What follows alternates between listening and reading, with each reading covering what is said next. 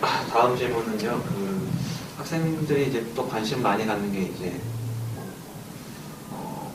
여러 이제 수업 듣는 그런 부분도 있거든요. 이제 예를 들면 복수 전공의 분야로 이루어지거나, 그다음에 교양 학점 이수 상한제를 바꾼다던가, 그리고 인문학적인 교양 강의를 확대하고 그런 부분이 있는데요. 이 부분에 관해서 이제 양측의 공약들이 비슷하다기보다 약간 다른 점이 많더라고요. 그래서 개별적으로 좀 질문을 드리겠습니다. 복수 전공을 먼저 이제 진입 장벽을 낮추겠다고 하셨는데, 지금도 이제 인기 있는 과들은 이제 진입 장벽을 넘는 사람들이 더 많은데, 이제 제한돼 있어서 이제 신청을 못하는 경우도 이제 많다고 생각을 하거든요. 그러면 이제 진입 장벽을 낮춘다는 걸로 이제 해결이 안 되고, 이제 학과에서 이제 받아들일 수 있는 그 용량을 더 늘리는 쪽으로 이제 해결을 봐야 될 것 같은데, 그 부분에 대해서 이제 왜 이런 공약을 이제 생각하셨고, 구체적으로 어떻게 실행을 하실지 들어보죠. 네, 이게 제가 정책 자료집이랄 것도 지금 시립대 광장에 웹자 보이죠. 이제 거기 보면 이제 글로써 조금 이렇게 최대한 풀었을 수 있을 만큼 풀어놨는데, 제가 작년 건축학부 회장이 되고 처음으로 학교에 공식적으로 요구했던 게 48학점 제한 폐지였거든요. 제가 작년 통합회의를 통해가지고 이것만은 좀 폐지해달라.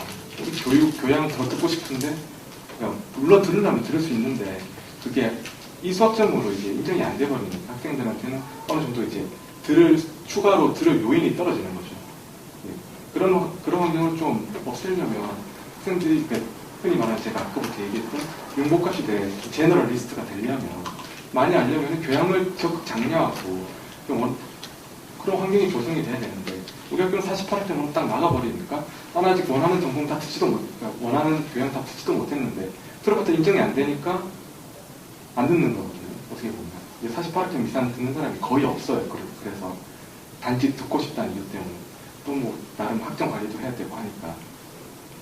작년에 이제 동행 프로젝트 이제 대표하면서 한번 총장실에서 뵌 적이 있는 이상문 총장이 이 얘기를 들으니까, 그건 너무 복잡한 거기 때문에 손을 댈 수가 없다라고 하시더라고요. 그리고 그런 요구를 하는 학생이 누가 처음인 것 같다고. 근데 사실상 또 안 그렇거든요. 또 교양을 더 듣고 하는 친구들도 많아요. 어떻게 보면 또 학교에서 그렇게 장려를 해야 되는 거고. 경희대 같은 경우는 지금 후마니타스 칼리지 해가지고 휴머니스트 약간 그쪽이죠. 인문학적인 그런 소양을 전부 다 이제 좀 함양하고 사회로 내보내기 위해서 그렇게 제도적으로 시행을 하고 있는데, 우리 학교는 이제 아까 말씀드렸듯이 기능적인 그런 사람만 길러내기 위해서 전공에만 올인할 수밖에 없는, 특히 공과대학 같은 경우는 이제 기본 사회 소양 지식이 거의 없어요. 진짜 상상 이상으로. 특히 제가 얼마 전에 고시 공부하는 도시행정학과 친구 한 명을 만났는데, 박원순이 어떤 사람인지 모르더라고요. 고시 공부만 한다고. 그러니까 그 정도로 어떻게 보면 학교에서 이제 학교 분위기가 하나만 이렇게 파고 들어가는 그런 분위기가 장려가 되고 있으니까, 이런 것들을 깨기 위해서 학계 간의 경계를 넘는 게 결국에는 복수 전공이고, 그 진입 장벽을 낮추려면은 그냥 그 낮추면 되는 게 아니라 수요가 있으면 공급이 있어야 되잖아요. 그 공급이 어떻게 보면 강의이고, 인기 강의 같은, 특히 도시사회학과가 나름 복수 전공은 인기 학과잖아요. 그쪽을 이제 한번 와이즈 가서 보시면 알 거예요. 교수님 한 분 빼고는 모든 교수님이 강의를 하나밖에 안 해요. 학생들한테.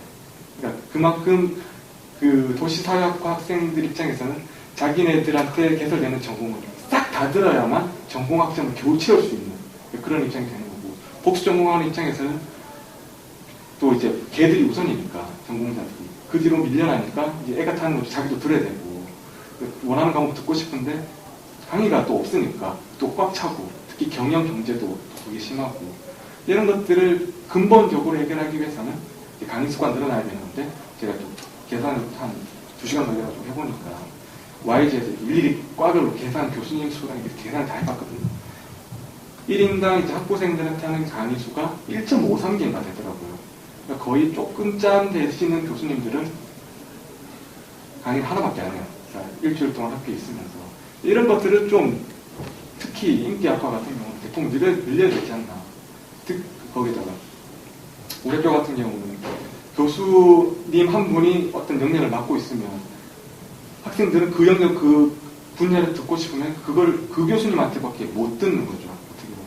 결국에는 교수 수의 증대가 필요한 거고 교수 수를 또 늘리려면 또 우리 학교에 요구하면 되는 게 아니에요. 제가 요 친구도 같이 갔었지만 그때 총장실에 가가지고 그런 얘기를 많이 했었어요.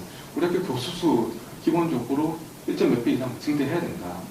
지금 법적으로 명시되어 있는 게 제가 알기로는 교수 1인당 맡아야 되는 게 20명 정도거든요. 우리 학교가 그런 식으로 이제 제안을 딱 줬을 때 70% 정도밖에 없대요, 지금.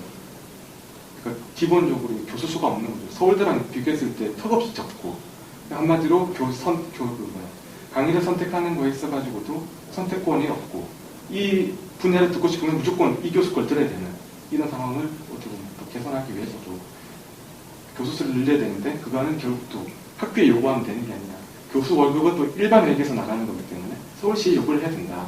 단 한 명을 늘리더라도.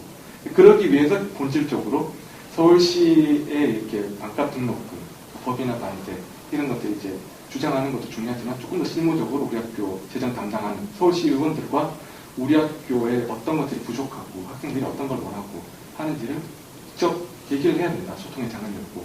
근데 다행히 또 이번에 다행이라는 또 모르겠는데 박원순 시장이 박원순 후보가 또 돼가지고 그 분이 또 공약 중에 하나가 학생부시장을 만들어보자. 한마디로 학생이 부시장이라는 직책이 있으면서 두고 이제 직접 소통하겠다. 직접 학생들 고충 들으면서 개선해 나가자. 이런 체제면 충분히 시의회뿐만 아니라 서울시와 직접적인 소통도 가능하게 되지 않을까. 그런 측면에서 또 아까 전에 본질적으로 교수 수를 늘리는 것도 네, 자연스럽게 가능해지지 않을까 생각을 하고 있습니다.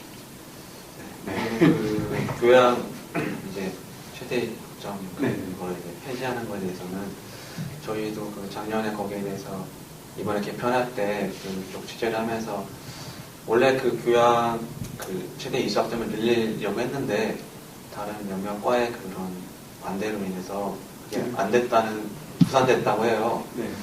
그런 거를 보면 이제 교수님들 입장은 교양 과목의 그 가지는 한계라고 할 수가 있잖아요. 교양 과목의 수준이 전공 과목보다 사실은 내용이 떨어질 수밖에 없는 것이고 그런 것을 이제 교양을 더 많이 듣기보다는 전공을 듣게 하려는 교수님들의 생각들이 있는데 그런 거에서는 또 어떻게 교수님들을 설득할 것인가.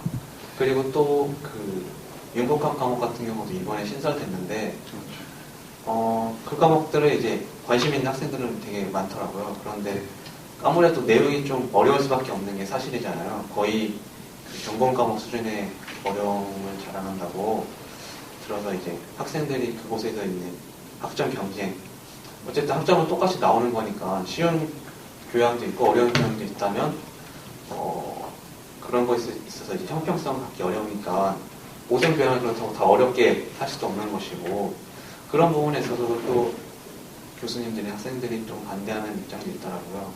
여기에 대해서는 또 어떻게 아까 전에 말씀하셨던 그 교양의 질적인 부분이 있어가지고 전 그래서 이렇게 전임 교수님들이 교양 수업을 어느 정도 맡아서 책임져야 된다고 생각을 하거든요.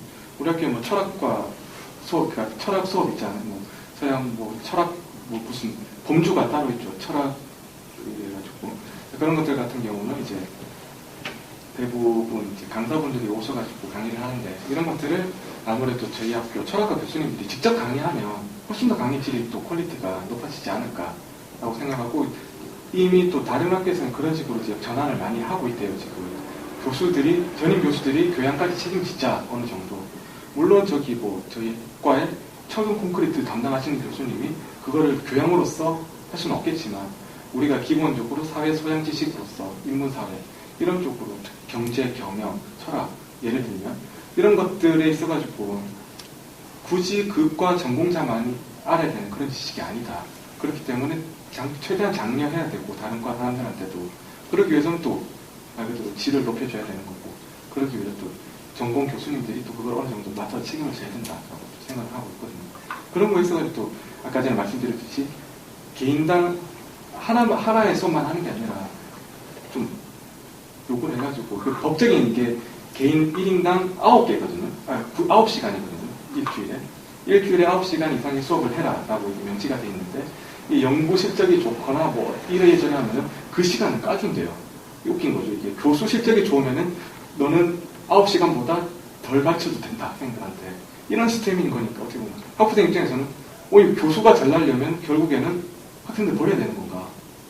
그런 의문이 들 수밖에 없는 체계, 이런 것들을 또 기본적으로 계산을 해야 되지 않나 생각을 하고 있습니다. 또 그냥 융복합 과목, 네, 그 것들은. 지금 도시과학이라고 이번에 신설된 거 아시죠? 네.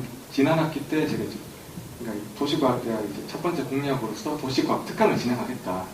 8개 과가 있는데 다 같이 도시과학에 대해서 공부를 하는데 다른 과에서 뭘 하는지조차 전혀 모르고 있는 상태다. 이런 벽을 어느 정도 허물 수 있는 그런 커리큘럼이 필요하다. 그래가지고 지난 학기 때 제가 총 9번의 특강을 했거든요. 학장님 특강을 시작으로 이제 8개 과 교수님들이 이제 돌아가면서 우리 과에 대한 소개와 개발적인 내용들 이런 것들을 우리가 공부하고 이런 쪽에 목표를 가지고 세부적인 연구를 해나간다. 이런 것들을 얘기하는 자리인데 당연히 어떤 전공이든 깊게 들어가면 어렵죠. 근데 저는 그렇거든요. 지식이라는 것도 모멘텀이 있다고 생각을 해요. 모멘텀이라는 게 가속화되면 이제 계속 가속화되는 거잖아요. 한 개 시작을 하면은 점점 더 살이 붙는 건데 지식 같은 거 있어가지고 예를 들면 교통공학과가 있잖아요. 교통공학과가 뭐 하는지 잘 모르죠, 대부분은. 근데 그런 거에 있어가지고 기본적으로 교통공학과는 이런 마인드를 가지고 어떤 것들을 해나간다, 분야에 있어가지고. 그런 거에 대한 기본 기초가 딱 세워지면 거기서 이 외적인 지식들은 점점 더 이제 살이 붙어 나가는 거죠. 전혀 없는 상태의 사람이면 교통공학과 이런저런 얘기 그냥 여기저기서 들으면 그냥 그런가 보다 이제 패스되는 거지만 기본 깔려 있으면 이제 그 지식도 모멘텀이 돼가지고 점점 더 살이 붙여 나가는 거예요. 특히 이제 도시과학 같은 경우는 이제 실무에 나가서도 자기 것만 잘해가지고는 아무것도 할 수가 없거든요. 그래서 사회 전반적인 것도 알아야 되겠지만 조금 더 구체적으로는 도시과학 이거에 대한 지식이 제너럴하게 또 많이 함량이 돼야지 실무에서 점점 더 이제 살을 붙여 나가는 거고 결국에는 다방면으로 아는 사람이 또 거기서 갑이 되는 거고 딱히 뭐 저는 그렇거든요. 전공 지식에 있어가지고 물론 모든 학문이 다 깊고 어렵지만 기초 베이스 그렇잖아요. 그러니까 미시 경제 가르치는 교수님이랑 거시 경제 가르치는 교수님이랑 스타일이 다르대요. 그러니까 그게 체화가 돼서 그렇다고 하거든요. 한마디로 생각하는 사고 체계가 조금씩 다른 거죠. 그러니까 그런 것들을 두루두루 익히게 되는 연습이랄까. 단지 깊은 다른 전공 지식을 얻는다는 측면보다 그런 측면에서 좀 접근하는 게 옳지 않나. 그리고 사람들 자체가 단지 학점을 따기 위해 이 수업을 듣는다. 이게 아니라 이제 정말 많이 알고 싶어서 듣는다. 이런 식이 되려면 또 학생들의 의식이 또 끼어야겠죠. 그러니까 다방면에서 이렇게 접근해 가야 된다고 생각합니다. 답변이 제대로 됐나요? 네. 네. 그러면 이번에는 무한동력 성공원 쪽에서는 공학인증제도 개선, 네. 교양수업 확대 주로 보셨는데 이 부분에서는 어떻게 걸려되었고 어떤 방향으로 추천할지 말씀해 주세요. 먼저 공학인증제도는 현재 이제 운영이 되고 있는데요. 실제 저도 환경공학부라서 공학인증제도 저는 이제 공학번에 좀 빠져나왔는데 실제 하는 학생들이 공학인증제도가 굉장히 이상적인 제도인 시스템적으로 보면 실제 그 시스템이 잘 운영되지 않고 있고 그런 데서 얻어지는 불편함이 많다. 예를 들어 그 시스템이 굉장히 자신감 있게 해야 되는 시스템이라면 포기는 자유로워야 되는 거 아닌가. 하지만 실제 포기가 쉽지 않거든요. 왜냐하면 공학인증제도로 얻어지는 일정 측면에 그 국가에서 지원이 있기 때문에 교수님들도 이탈하는 학생들 맡고 싶고 이런 것들은 실제 포기가 쉽지 않은 상황이고 이것은 공학인증 문제가 많습니다. 예를 들어 선수 과목이 있고 또 뭐 어떤 과목이 있어서 또 후속 과목이 있어서 예를 들어 요 과목 하나를 들으려면 필히 들어야 되는 과목이 한 2가지 정도 더 있어서 정말 대학교에 왔는데 우리가 원하는 과목들 대학생이라면 누려야 될 교과목 선택의 자율성을 못 느끼는 상황이기 때문에 이런 문제에 대해서 생각해야 되고, 현재 좀 더 구체적으로 얘기하자면 현재 설계학점이라고 설계 과목이 현재 18학점인데요. 이게 설계 과목 하나 들을 때마다 1학점씩에서 총 18개의 설계가를 들어야 되는 환경과목은 그렇습니다. 이것들이 위에서 논의된 거죠. 12학점 낮췄다 이게 있는데 아직 내려오지 않았다 해서 이거를 낮추는 작업을 좀 해야 된다. 애들이 좀 설계가 그렇다 보니까 그 설계 과목이 많다 보니까 어쨌든 정말 설계가 제 경험상 제가 공부해본 정말 이건 설계로서 어떻게 배울 수 없는 과목인 것 같은데 억지로 설계를 해야 되는 상황에서 이걸 왜 하는지도 모르고 왜 만드는지도 모르는 설계들 하고 있다. 뭐 이런저런 여러 어려운 문제 있어서요. 이런 걸 좀 개선시켜야 됩니다. 그래서 가장 여러 가지 이런 건 차치하더라도 중요한 건 그래서 포기를 좀 자유롭게 할 수 있게끔 교수님한테 명확하게 얘기합니다. 그리고 교양 과목은 뭐 예전부터 개선되어 나갔다는 얘기지만요. 근데 교양 과목에 대해서 우리 학교에 교양 과목이 너무 적은 거 아니냐? 라는 얘기가 많았기 때문에 이런 것들은 의견수를 통해서 이제 매년 학기 말로 교양 과목에 대한 요구조사와 투표조사와 실호 교양 과목을 이제 학교 측에서 신설하고 있기 때문에 요구 반영을 하겠다라는 정도로